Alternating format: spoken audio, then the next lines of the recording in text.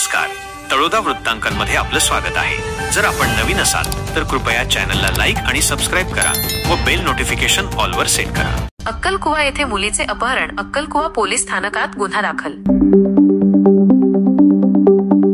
रवींद्र वळवी मुलगी प्रतिनिधी अक्कलकुवा तालुक्यातील आमलीबारी येथून एका 14 वर्षीय अल्पवयीन मुलीचे अपहरण झाल्याची घटना समोर आली आहे।